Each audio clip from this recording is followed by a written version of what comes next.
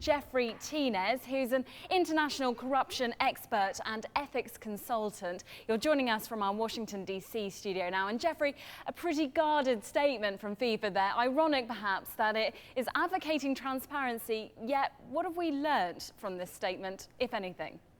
Very little, actually, but I didn't expect to hear much coming out of Switzerland.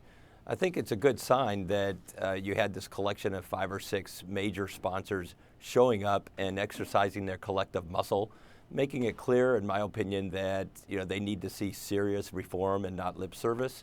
So I think we have to wait and see. They're probably going to give Dr. Carrard, the person who was brought in to head the reform committee, some time to institute the changes, or at least make the proposals for changes that he deems necessary, and then make their decisions about continued sponsorship in the future.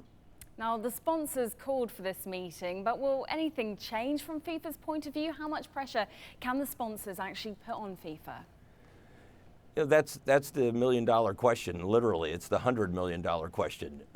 Collectively, these sponsors really kind of are the oxygen that runs the entire FIFA system. Without their hundreds of millions in sponsorship dollars and euros, the entire system withers on the vine. So if they decide that they want to work together to preserve the integrity of the sport and, in fact, preserve their own reputations in being identified with FIFA, then I think they can really set in motion the serious change that the world is waiting for.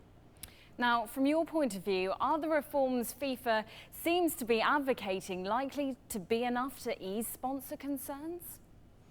Well, again, I think it's going to be a process, Kate. At the beginning, they'll want to see some quick fixes. They'll want to see more transparency in the money flows. They'll want to have term limits for officers who are elected. But, bear in mind that FIFA is, the headquarters of FIFA is only the head of the snake. And the corrupt environment around soccer really spreads into all the confederations and federations around the world. Now, they have to start somewhere, and they're starting at the right place.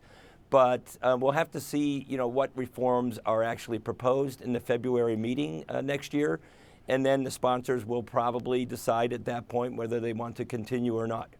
And just finally from me, will we ever see a case where one of these big brands takes a stance and pulls out altogether? Well, it's interesting that some of the big brands in the past have pulled out in a sense that they didn't renew their sponsorship.